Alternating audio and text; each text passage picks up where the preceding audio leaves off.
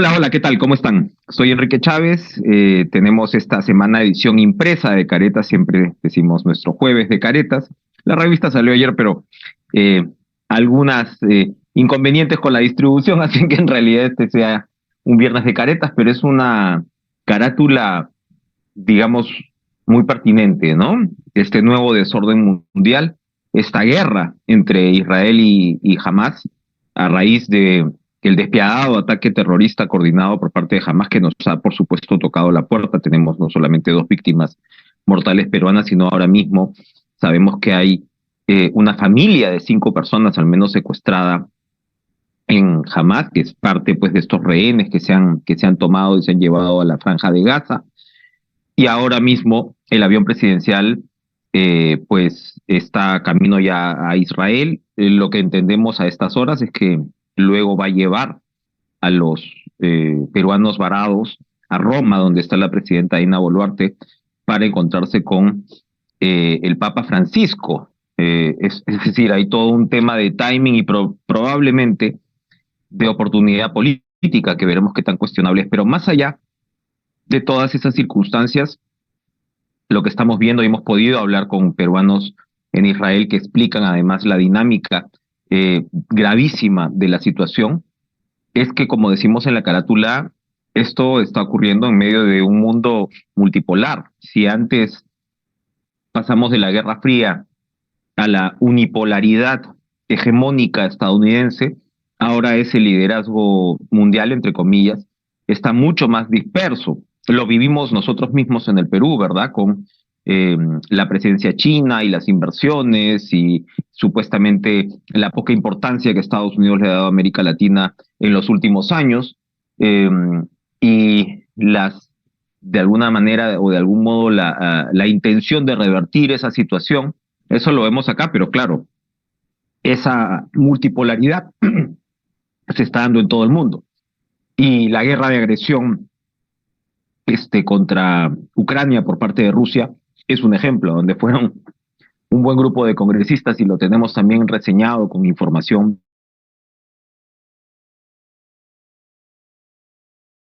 a revertir, ¿no?, ese aislamiento al que ha sido condenada por buena parte de las democracias occidentales. De hecho, la embajadora de Alemania nos concede una entrevista a propósito de los 60 años de relaciones bilaterales y de, además, el Día de la Reunificación Alemana. Entonces, claro, esto es en medio pues de una situación geopolítica donde probablemente, si no hubiéramos tenido esta multipolaridad, claro, con una China cada vez más agresiva con Taiwán, como digo, con el tema de Rusia, la emergencia, ¿no?, de potencias como India, etcétera, y un Estados Unidos, digamos, relativamente de perfil bajo frente a ese liderazgo mundial, probablemente jamás no se hubiera atrevido a tomar un operativo tan sangriento como este, que ha motivado pues esta reacción, además del gobierno más extremista y ultraconservador que ha tenido Israel. Entonces, es decir,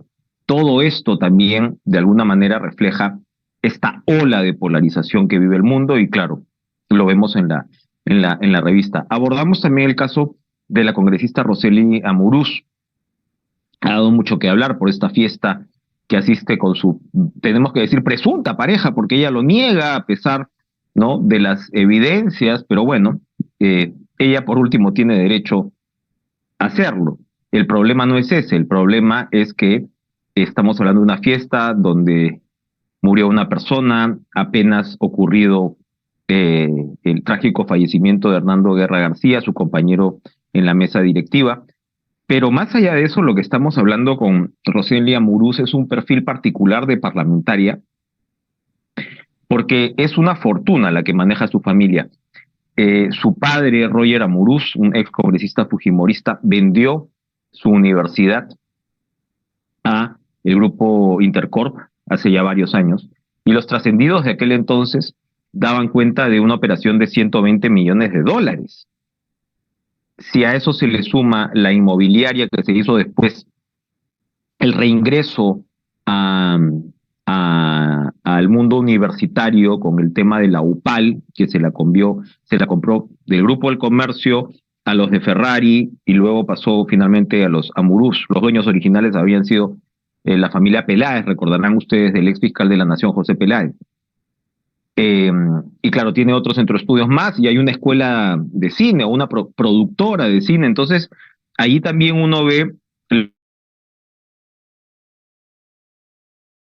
contra la SUNEDU. Amurús estaba al frente en un momento, hasta hace poco, en una universidad cuya licencia, la Universidad Amazónica, ¿no?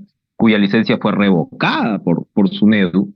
Entonces ahí tú ves los intereses en juego y claro que esto no es broma cuando estamos hablando de este patrimonio de millones y millones y millones de dólares. Entonces el Congreso no es solamente pues quienes llegan con una mano adelante y una mano atrás, ¿no? Y se manejan precisamente por esos intereses o son proclives a ser capturados por intereses subalternos, sino que vamos mucho más allá. Estamos en este caso, ¿no? Con el poder realmente del dinero, con una parlamentaria pues que es digamos, afín a los escándalos, por decirlo de alguna manera. Complicadísimo y claro, el presunto asesino habría sido pues ubicado en Rusia, nada menos.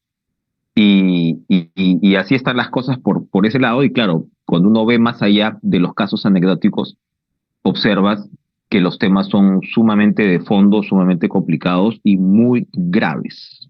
Otra vez, ¿no? El negocio universitario por ahí en la picota. Tenemos una nota muy interesante que demuestra cómo, a pesar de las advertencias de la Fiscalía, cuando se dan los primeros muertos por las protestas contra el gobierno de Dina Boluarte a fines de año, esto ocurrió en Ayacucho, en Apurímac, la reacción de la Fiscalía fue advertirle muy claramente al gobierno que tenía que proceder con el cuidado del caso y que las Fuerzas Armadas así debían también hacerlo. Y estos correos electrónicos y estas advertencias no se discutieron para empezar en el Consejo de Ministros en ningún momento y luego pasó lo de Puno. Ya sabemos que fueron protestas sumamente violentas. Es innegable que hubo también elementos radicales ahí, pero la labor del Estado era precisamente reprimirlas o neutralizarlas sin tener que lamentar víctimas mortales, que es la carga que tiene el gobierno de Dina Boluarte a estas alturas, ¿verdad? Es evidente que allí se basa el cuestionamiento internacional, la principal línea de la oposición, etcétera. Y que no se haya ventilado esto como se debía en el Consejo de Ministros, pues va ayudando a entender un poco más la responsabilidad, en este caso del Ejecutivo. Miren ustedes, todo el mundo habla del estado de emergencia, ¿no? Estado de emergencia para aquí, estado de emergencia para allá. En la mañana el alcalde de La Victoria decía que ya se estaban trasladando los delincuentes o los indigentes incluso a La Victoria, que se había llenado de estos personajes porque habían salido de los distritos que sí tienen estado de emergencia y el cercado de Lima y Lince me parece han sido los últimos, el cercado de Lima. Y uno dice, ¿dónde están las Fuerzas Armadas? Porque se supone que el reclamo del estado de emergencia, de quienes querían la mano dura y que salgan las Fuerzas Armadas a combatir la delincuencia y acompañar a la policía, militarizar el país, mejor dicho, no han salido, pues. No han salido y no van a salir. Porque no solamente no se les ha consultado, sino miren ustedes cómo terminó el tema de Puno, de Ayacucho, de las protestas, con lo que parece ser una nula coordinación con el Ejecutivo. Y ahora vamos a creer que el Ejecutivo en medio de sus planes va a realmente desarrollar eh, realmente planes operativos para que el estado de emergencia incluya a las Fuerzas Armadas en las calles. No, pues, ¿no? Entonces es un reflejo en realidad de lo que estamos viviendo y de una desorganización marcada en todo el Parlamento. Eh, Tenemos una editorial que les recomiendo leer que se llama Retrospectiva de Miserias a propósito de el tour de medios que ha hecho Pedro Pablo Kuczynski con su libro, donde ha identificado responsabilidades muy claras no solamente de Keiko Fujimori y de Martín Vizcarra en lo que se refiere a lo que fue la interrupción de su mandato, la renuncia presionada por los intentos de vacancia, y también, por supuesto, al papel de la Fiscalía. Lo que decimos, entre otras cosas, es que en Brasil Marcelo Odebrecht ya salió libre, Lula ha sido reelecto y en el Perú nos quedamos con Pedro Castillo, ¿no? Y yo creo que es momento de hacer una reflexión de lo que han sido los últimos años y de cómo al final una nación, un país, puede caer de alguna manera enardecido, ¿no?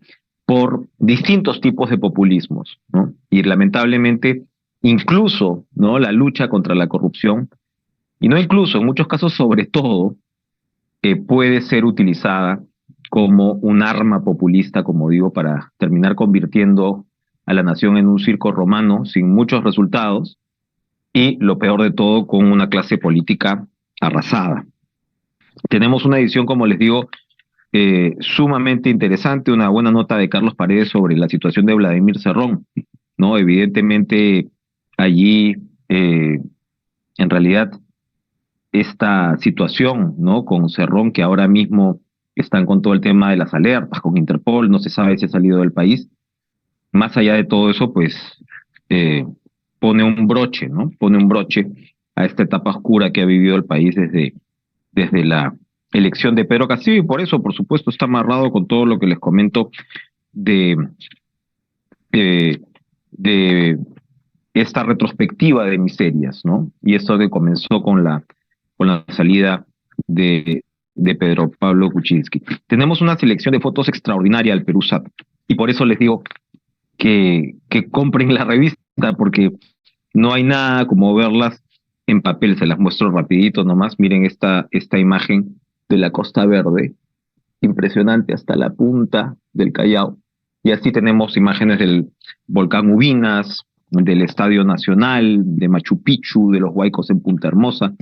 La verdad que impresionante lo que arroja este satélite, cuya reunión internacional, la comunidad de agencias espaciales, se va a reunir en Cusco en noviembre, y de ahí esta interesante e impactante selección de fotos. Tenemos, como siempre, nuestra sección cultural, nuestros ellos y ellas, los personajes, las exposiciones, los libros, las películas, los conciertos que marcan la hora, y por supuesto siempre es importante eh, el grupo de baile de Vania Macías que se presentó en Perumín, espectaculares también fotos, que eh, sin duda la cultura y todos estos motores humanos nos sobreponen, ¿verdad? A toda la situación. Una excelente columna de Ají Amarillo sobre una selección de los mejores turrones de Doña Pepa, por cierto.